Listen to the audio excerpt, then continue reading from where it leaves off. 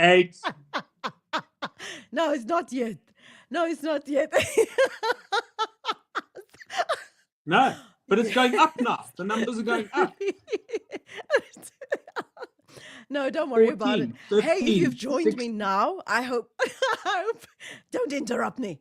Don't interrupt me. If you've joined me now, I'm chatting to Nick Rabinowitz. You might have seen the promo, I do not know, but we are going live on YouTube and then also on Facebook. But I believe that some people are having problems setting or sharing their questions on Facebook. So I'm going to encourage you to rather than go to the YouTube live stream. Nick, good morning. It's great to have you.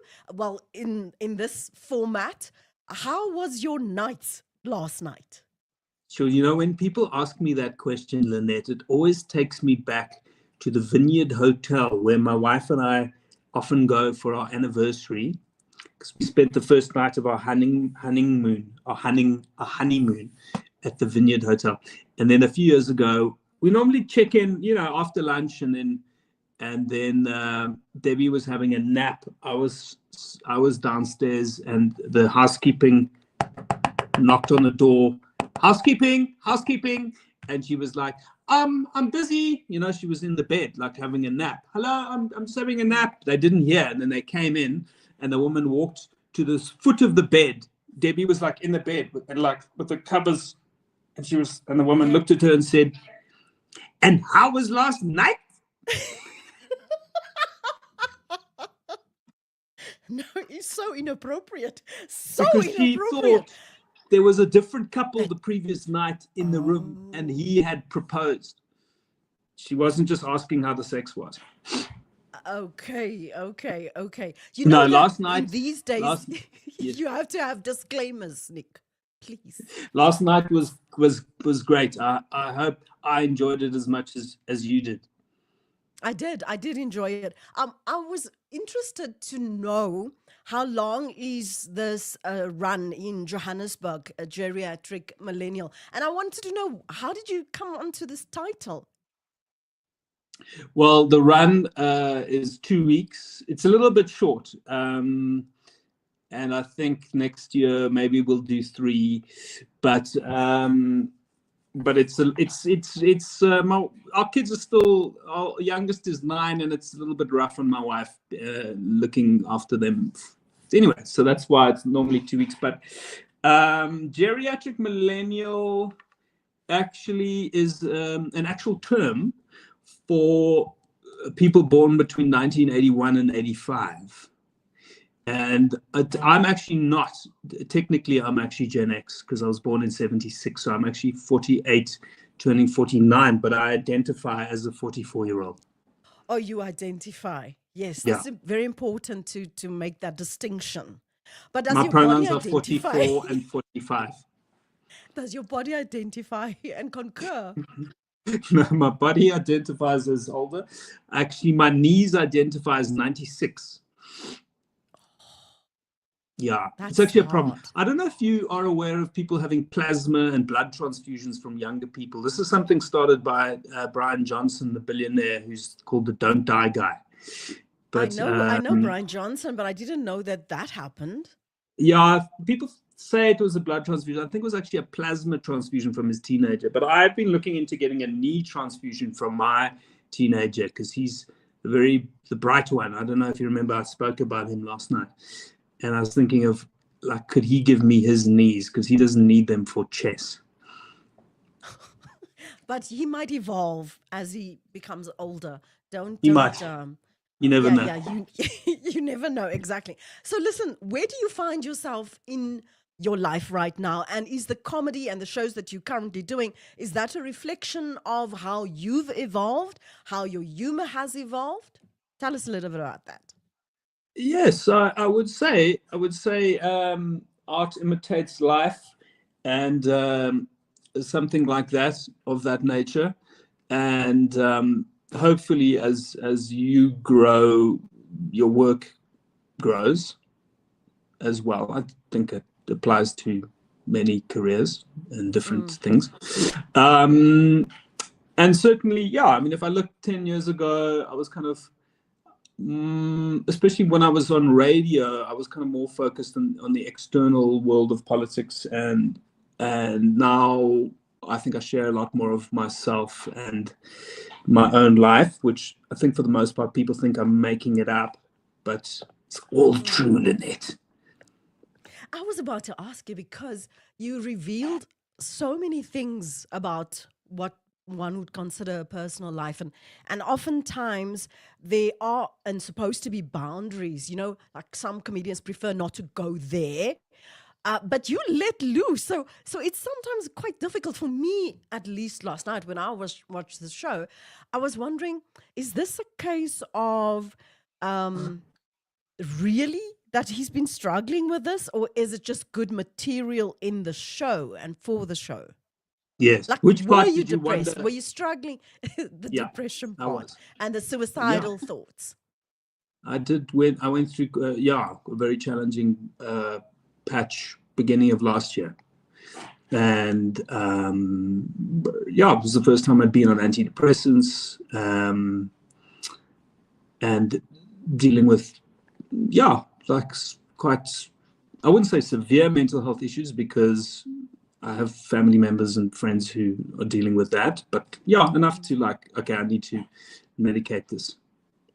You know what? Why I wondered about that was, if you look at Robin Williams' life, and we were all so shocked when he passed on, when he made that choice to end his life, because you have this perception, wrongly, rightly so, that comedians are always vibrating at a higher level and that they can see the comedy in life. So surely they're not internalizing it. Yes, and I think that I'm sure there is that perception of me as well, because because I cultivated a sort of happy-go-lucky, actually I would call it a jack-in-the-box character, and that was I think from quite a young age, actually from my teens, as a way of kind of surviving life and making it socially, etc. And for the most part, I think for the most part I am on quite an even keel, but then sort of it was unexpected for me as well. It sort of blindsided me that I could find myself in those kind of emotional places. But I kind of, I also speak about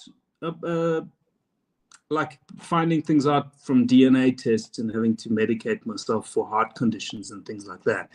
And actually, I kind of see it in the same way now. Like if I have to take a pill for my high cholesterol, and if I need to take something to help me emotionally, well, fine. It's just my brain. Tell me a bit about that conversation that you're having with yourself regarding your health changes, getting older, maybe having to medicate, actually going to either see a therapist or a doctor and not just trust Google. Because there are a lot of men that are in denial about getting older, changing body, changing libido. They're not willing to have that conversations with themselves. Yeah. I mean, it's also interesting with the whole holistic wellness thing, because I think I spoke about this a bit more in my last show about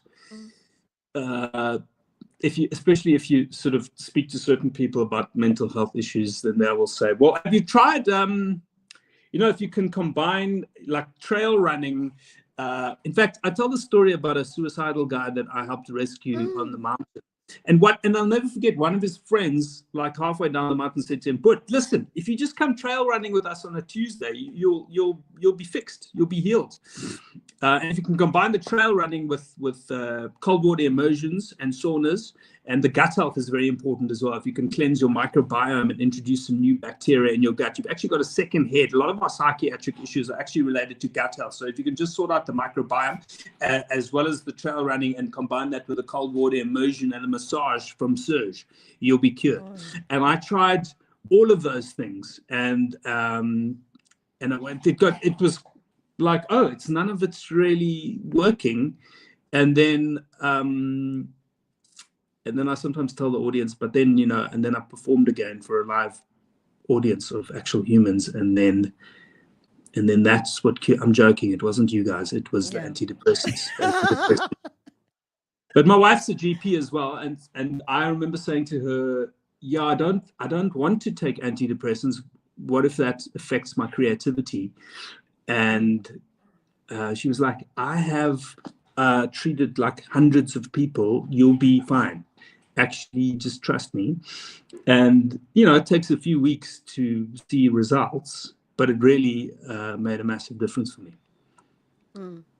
How do you then, given that background, and I don't know, so help me understand, how do you turn that into material?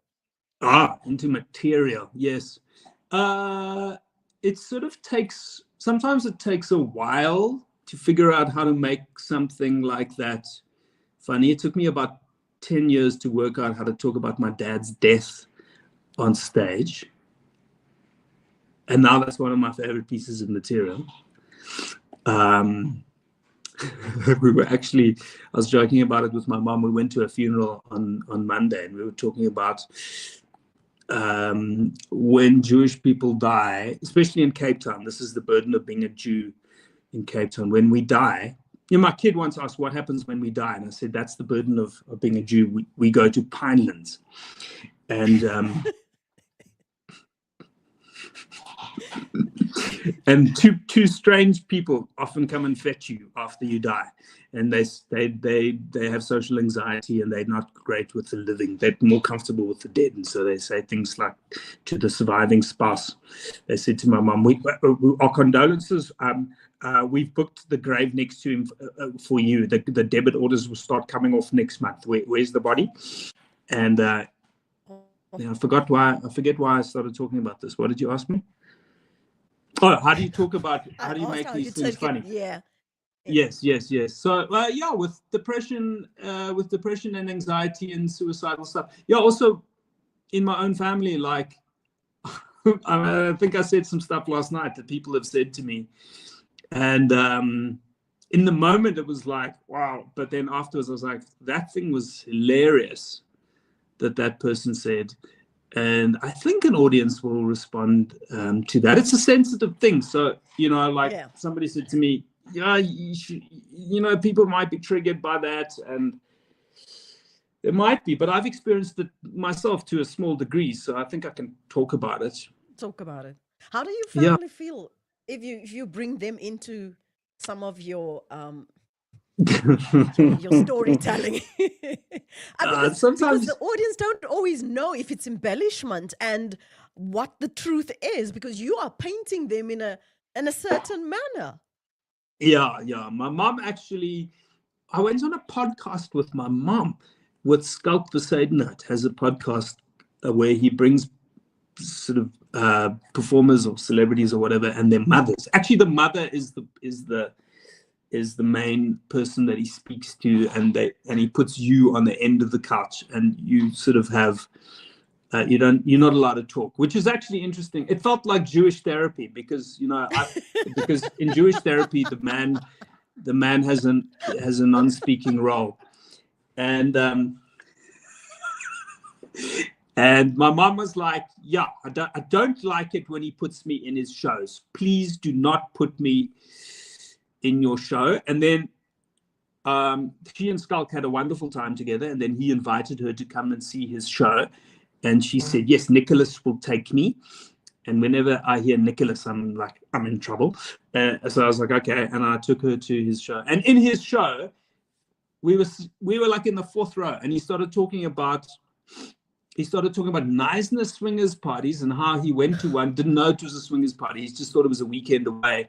And then he went down to get milk at 10 o'clock, and everyone was on the couch having a cuddle puddle. And they were like, Skulky, do you want to join us? And he said no, because he knew he would end up licking his friend Brad's poople. And then my mom turned to me, and in her outside voice, like they could hear her like 5 rows back, she goes, have you ever tried that? And now I've put her in the show again. I'm going to have to apologize once more. Yeah, so unnecessary, so unnecessary.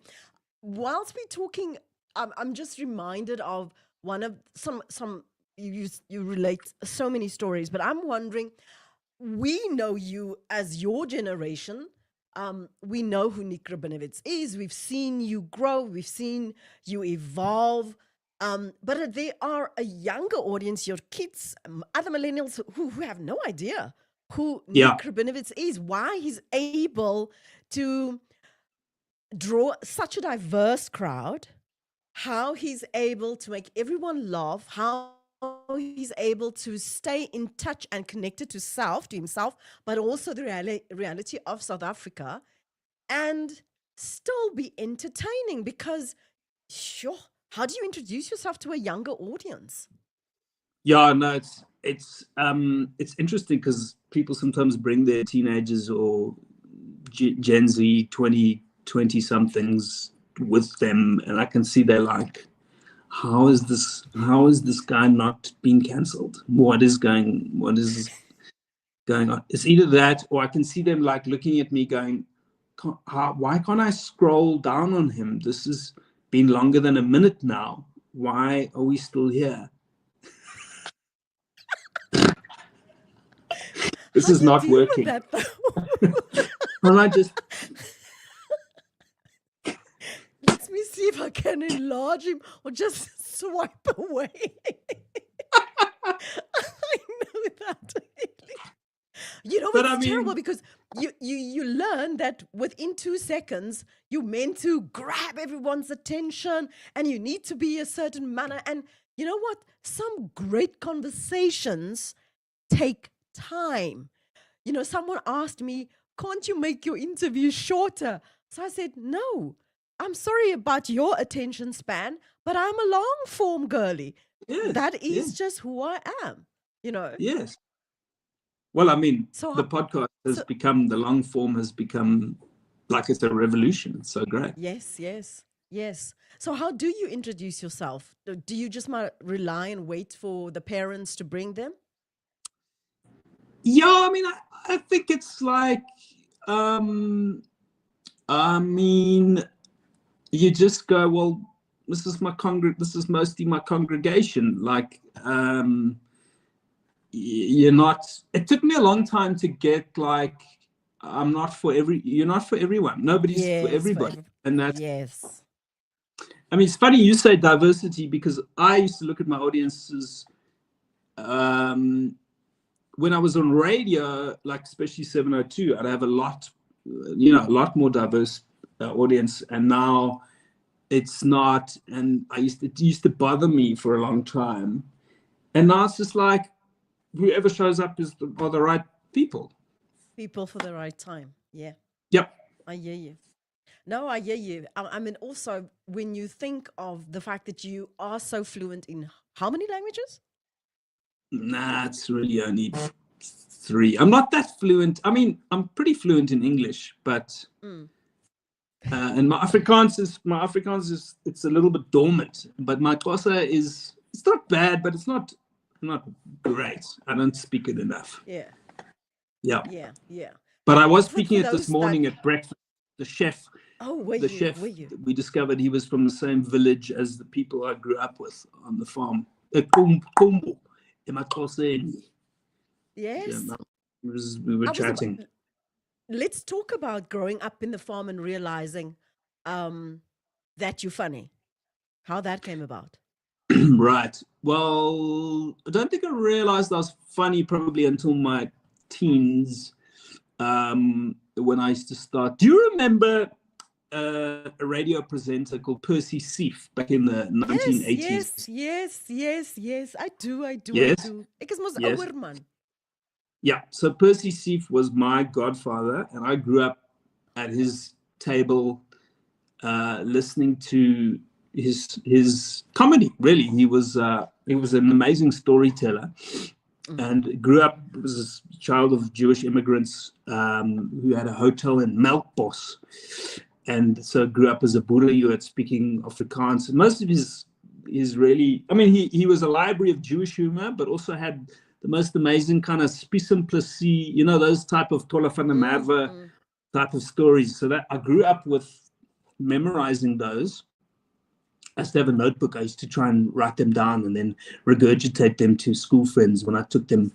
I used to take my friends camping up on the farm, on the mountain, and then I would tell these stories about, ja, daar was 'n leeu in die bos en dit was skema se tyd dat die son agter die berge wegkruip en toe kyk ek aan die ander kant sien die blaar wat so toe die groot oog van 'n leeu en sy spier was so en my vat met twee lopende haargeweer vir my oupa grootjie maar sy ding spring nou dis skiet om daar is nie maar wow val gevrek op my voet en toe kyk ek my broek vol nie dan nie maar nou toe wow myself geskrik my broek val and they would be like I don't know what you're talking about but it's hilarious.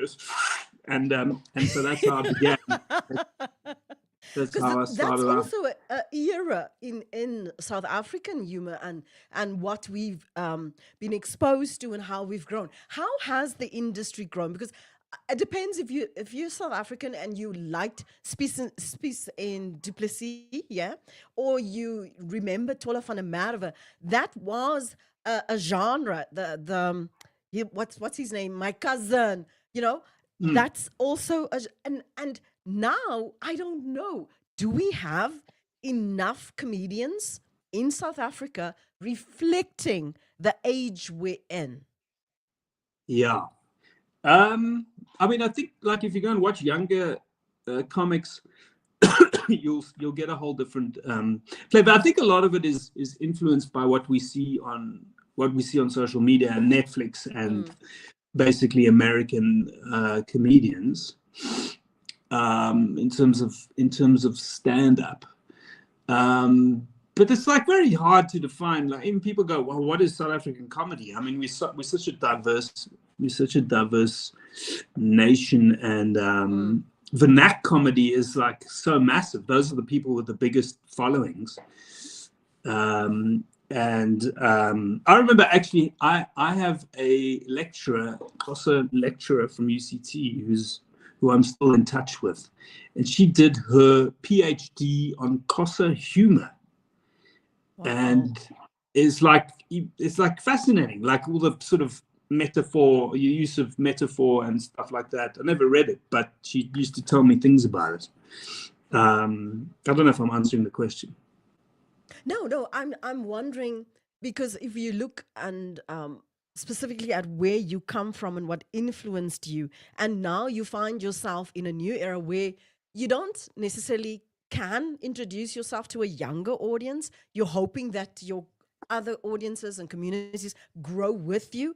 But the reality is things in the world of humor, the industry has changed, not only in South Africa, but internationally. Yeah, certainly. And I think what's cool about here is that we're still, I sometimes am concerned. I mean, I have a couple of people that assist me who are comedians and writers, but younger than me. And the one is 30, she's 31. And she's always like, please, Nick, don't say that, please. And I was saying I want to put her on my gravestone one day, that Miss Bai's family and Kate Pinchuk, who stopped him from being cancelled many, many times until Hashem cancelled him one last time. There's a lot of words for just a stone, eh? Just think about that again. Rethink, time for a rethink. But if you look at yourself now and you look at yourself on stage, do you see that the way you are on stage has changed? Have you made some adaptations, or are you vibrating on a higher level? Because you were quoting Brené Brown, and I'm like thinking, what? Were you coming on to that? Because that's also a certain type of audience, but it does reflect the times we're living in. Because so few people are watching television, listening to radio. It's either podcasts or streaming stuff, or, you know, the Spotifys and the Audibles are now like up there. And in our times when we were growing up, it just did not exist. Yes. Yeah, I mean, I've had a sort of parallel interest in I don't know what you call it, the human potential movement or transformation or the nature of what it is to be human. And from my early 20s, I did quite a lot of work and various programs and things, and always wanted to weave that in, but couldn't quite figure out how. And so I think what you're saying kind of reflects the evolution of that. Like, oh, what if I actually would like to speak about, these things, and like, for example, Brene Brown's take on vulnerability, which is something that, like, I don't know, for me, I was 24 when I created the possibility of being open, vulnerable, and fully self-expressed. And, like, I've been playing with that for 25 years or whatever. But I think it might come as a surprise to some of my audience that I'm speaking about these things. But it feels like I'm finally sort of marrying that authentic side of myself with the Jack in the Box comedian that people just think, oh, Mr. Funny Guy. But actually, I've always been frustrated that there's this other side of me that hasn't, found a way to express itself. And I think I'm sort of stepping into that, maybe. Do you find, you were saying, is it Justine that sometimes says, just don't go there. Do you find that you sometimes on stage, after you've delivered a line, that you think, maybe I should not have gone there? Because I am to tell you, there were moments last night that I thought, oh my, I can't believe he went there. And I'm like, I was cringing on your behalf. But help me to understand that process, because some of it is very spontaneous and some of it I can see you've worked into. So how do you balance that? Reading your audience, gauging how far you can push them, and pulling back. Yeah. Well, that's the nice thing about stand-up, is that you've got immediate feedback. You can hear literally the minute you drop that line, how that's landing by the quality of the laugh or the intake of breath or whatever it is. And with more conservative and religious crowds, I mean, I've often got like, you don't need, you are hilarious without that. Why did you have to? Why? We've lost 5 donors.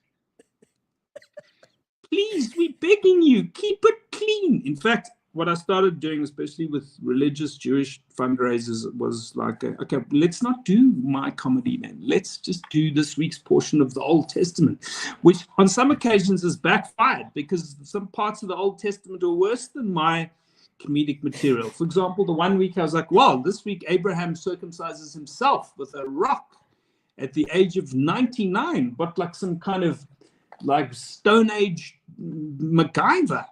And then to celebrate, he knocks up his 88-year-old wife, Sarah, and she sails through that pregnancy like a champ. She doesn't have any side effects other than Parkinson's and dementia. And they go, well, maybe we should go back to my comedy. Let's veer off back on track. Back on track. But seriously, Nick, in that moment when you can see, yeah, that was hectic. How do you deal with that? Because the show must go on. Yes. Well, you just go, well, that crossed the line. Just trying to see where the line was. Now we know. 2 people actually walked out a couple of nights ago, like right, I don't know, 5 minutes into the show. I think I was talking about my wife's hyperfertility. Some maybe. Oh, yeah. Yes. And the conception of our 3rd child. Yes. And yeah. The 3rd child that is super slim, very, very smart. That child. Thanks, Dr. Mike. If you are performing, are the Cape Town audiences different from the Joburg audiences? Because I know you do a lot of research so that the Yeah. humor hits the spot. Yeah, I think my Joburg audience is definitely whiter and Jewisher, specifically in Sandton. And in Cape Town, it's a far more diverse crowd, and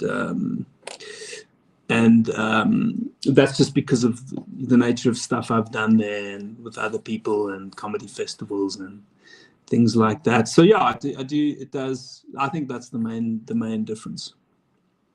What makes you different from the current and past crop of comedians that South Africa has? I mean, I think it's just a matter of there's not many cisgender heterosexual Jewish male white male comedians over the age of 45. Not too many in my category. Yeah, you that's your USP. Your unique selling point is that. Yeah. And of course, early on, it was like, the guy that also speaking Jewish, blah, blah, blah. And I sort of played into that niche just because it was like getting attention, I suppose. And now people are like, where are the accents? Why didn't you do any Xhosa? And not Xhosa, but Xhosa. Okay. yeah, Xhosa. But you evolve, and you like, I don't know. Definitely. The more who was it who said, I don't know, Louis Armstrong was said something like something about it takes many decades to start sounding like yourself. It's very true. Very true. Very true. So that we don't play into the narrative that has been created about us, that we can be who we are, evolving, changing, and still be comfortable with ourselves and our own consciousness and fragility, authenticity that you mentioned. Tell me, let's talk a little bit about South Africa. Because besides the fact that you refer to everything that's going on in the world, what I saw last night, and for myself, but also in the audience, we really are at a point where we are desperate to laugh because life just feels so heavy. Yeah, it does. It does feel heavy, especially if you are spending a lot of time on social media. Recently, I actually deleted most of my social media apps off my phone. I've kept TikTok. Are you on TikTok? Very much so, Nick. I'm very much on TikTok. I do I'm a bit lives addicted. on TikTok as well. That's right.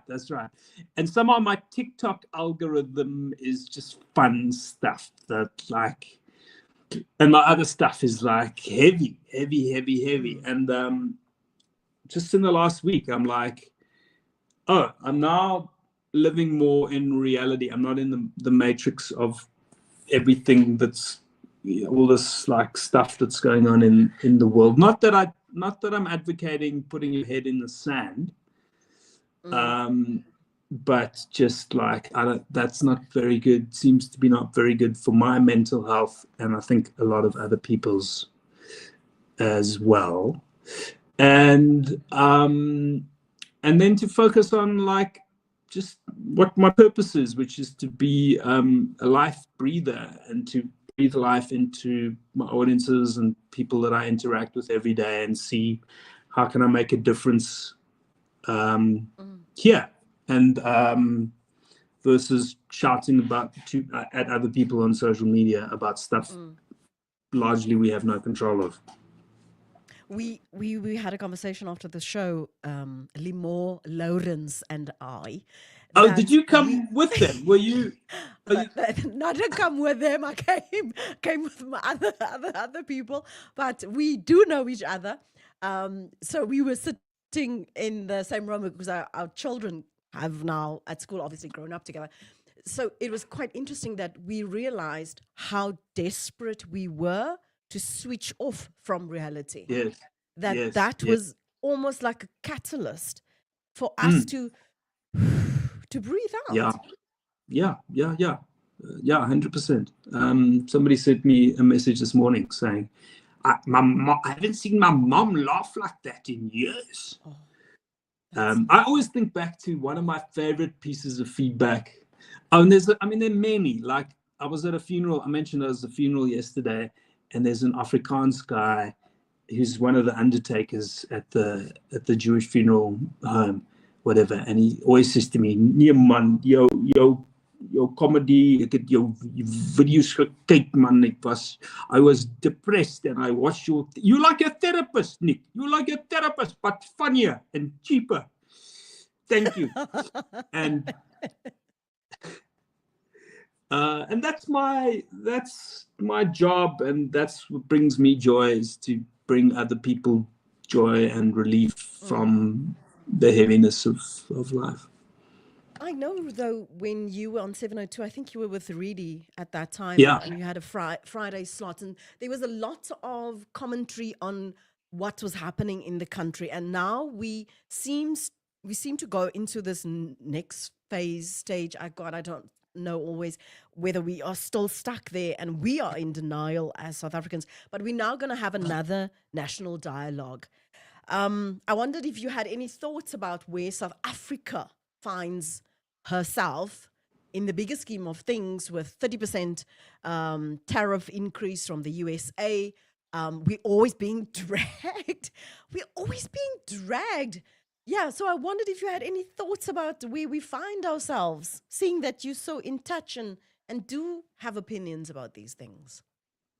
Yeah, I mean, I'm way less in touch than I used to be when I was doing that radio show, because I had to read every day.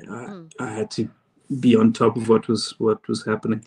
But my overall feeling is, I love this thing that my friend journalist Marianne Tam always says about the country. She says we are regularly something, I'm bastardizing this, but something about being 5 to midnight. South Africa is consistently 5 minutes to midnight, and it feels like it's all going to implode, and somehow it doesn't. And we have this sort of beautiful resilience, despite all the unworkability and poverty and inequality that still exists. There's somehow this secret sauce that unintentionally, when Drickus du Plessis says, "Hulle weet nie wat ons weet nie," I think he means something else. But it is also about resilience. But I think the secret sauce has got something to do with, I like to say, that's why we won all those games by 1 point in that last World Cup, is because we have this incredible spirit of Ubuntu and diversity. And it's clear when the players are walking out of the tunnel before that test match, and then Sia's in the front and he starts singing "You Bokele, You Boke," and then Bongi's singing behind him, and Ox is behind him, and the white guys are humming.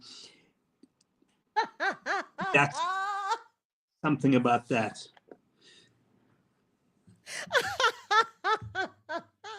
I hear you. Listen, I need to speak to you about menopause, because you touch on menopause, certain things, like as we grow older, our eyesight. Male menopause.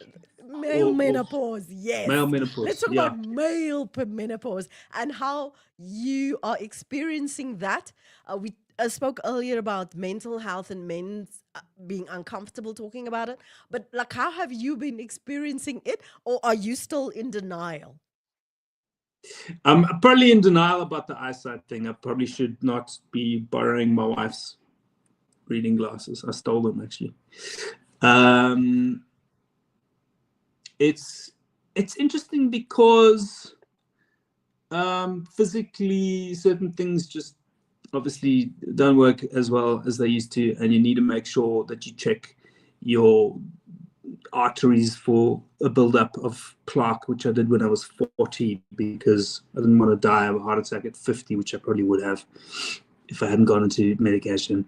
And yeah, there's all these the slow, brutal unraveling, as our friend Brené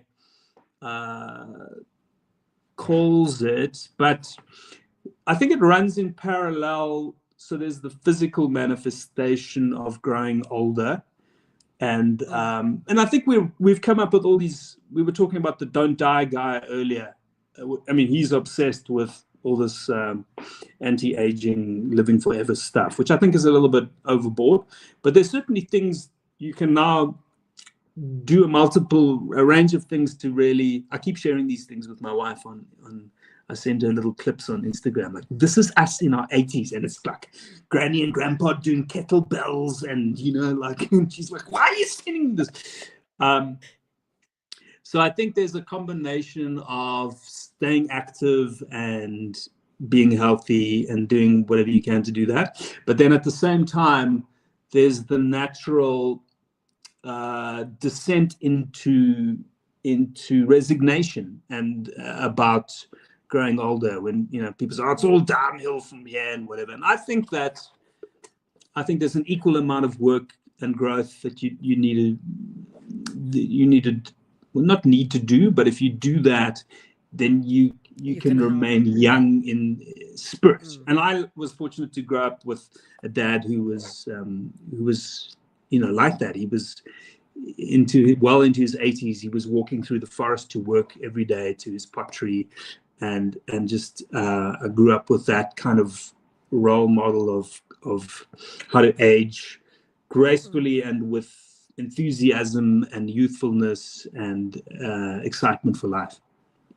Do you find now that you an older dad and you have this experience that you tend to sometimes overshare or share the stuff that your dad exposed you to or the stuff that he taught you or said, and then you hear yourself in that moment? I sound like my dad. Yeah, yes and no. My kids tease me because especially the middle one, he's got like this, oh, here we go, dad's life lesson number 342. Listen, my daughter says, must every moment be a teachable moment, Mama? Exactly. Yeah, exactly. So there is a bit of that, but they, for example, and then they use it on you. They get, like we have this thing of when someone's throwing a tantrum, we talk about being on it, like you're stuck in a position of being a victim of what your brother did, or you're making someone wrong or whatever. And so we say, okay, how much longer are you planning on being on it? Like, just let us know. Is it going to be 5 minutes, 5 hours, what? And they're like, no. And you're like, well, do you want to get off it? Let's get off it now. What about that? And then they use it. And then they use it on you when I'm grumpy and whatever. Yeah, Dad, how much longer are you going to be on it for? I hear you. Nick, I know you're performing tonight, so I don't want to take tonight's very, very. I told you earlier, I got a call from the rabbi's wife, the Rebbitzin, and the principal of the yeshiva, the very religious Jewish school, to say, please, Nick, we're begging you, please. But sometimes you say you are in the moment, so you sometimes just get carried away. I mean, I was impressed that you made fun and the memory of what people were doing through the show and to bring it back. I call it usually the golden thread, that it might seem like I'm veering off, but I will bring it back. And when you did the auction, to weave into that, I need your help. It's like, a woman was scrolling on her phone. I assume she was, and you said, "Oh, are you getting a ghost bidder?" It's very few people that can read an audience and respond and be funny in the moment, and you do that so well. So, like you said earlier, because now we're wrapping, that you're gonna quote someone on your tombstone, right? But what Yes. would you like South Africans to think and say about you when you no longer Nick Rabinowitz, the comedian? How would you like to be remembered? Now I'm getting very deep, very Brene Yes. Brown. Well, I have something that's probably unrepeatable that I once said about what I'd like to be there. Actually, yeah, because I went into deep into genealogy. I mentioned it a bit in the show, but I really researched, like, going back 10 generations to my 10th great grandfather, who died in 1605. And we're not sure. We think it was bubonic plague or Tay-Sachs or Crohn's or cystic fibrosis or Gaucher's, some kind of Jewish inbreeding thing. I think it could have been just like intergenerational, what do they call it? Epigenetically transferred pogrom-related anxiety. We actually think he was just stabbed by anti-Semites. But anyway, and then there's only like one sentence, like you only know like one sentence about the oak, like, But you found And out so I more. pictured myself, in 200 years' time, what will my great grandchildren, they pick up a photograph of me and go, no, wie's die, oh. But probably I heard you on that. If you understand Afrikaans, you know where you're going with that. I actually ran into a recent, and we were talking earlier about when I first met you. I don't know how long, but anyway, that's another story. But there was a woman at the Jewish cemetery who said to me, she said, "Oh, I love being Jewish, and I just why do you people not like want us to share? Like, I would stand on the rooftops and you people are sitting on a gold mine." And I was like, "Don't say gold so loud. Did they not cover this in the conversion classes?" But anyway, I would say I don't want it just to be like he was the funny guy. I'd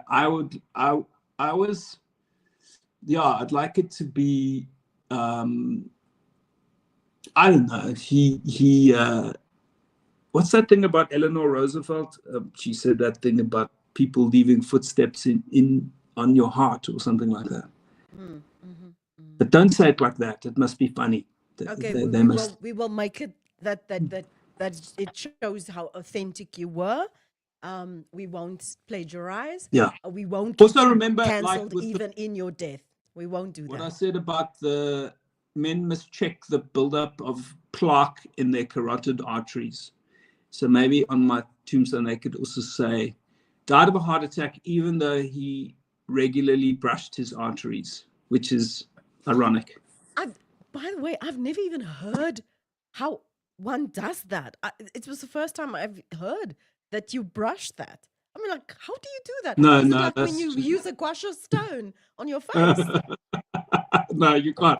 But I was shocked when I went to see the cardiologist when I turned 40, and he took out the ultrasound that they use for pregnancies, and he started like busy with my neck. I was like, "What happened?" He said, "No, this is where the carotid artery. This is where a lot of heart attacks, silent killers, happen, because men don't know that there's a buildup. I think it might happen with women as well, but it's more prevalent with men, that there's a buildup of plaque to do with the cholesterol, and then you don't know, and then suddenly." And I think that's how my grandfather died at 52 or whatever it was. So brush your arteries, men. Brush your arteries.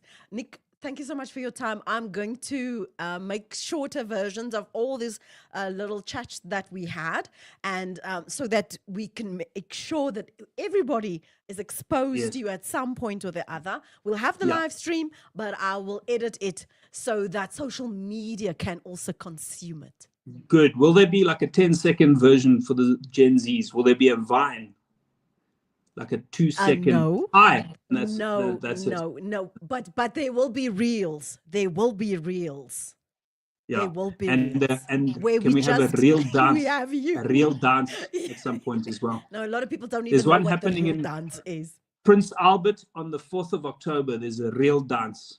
Let's meet there, and we'll shoot some Listen, reels. I've actually one year I was the MC at the real dance. You should have seen me with my voortrekker cappy. I was doing the real young. I was very Ja. impressed with even myself. Yeah.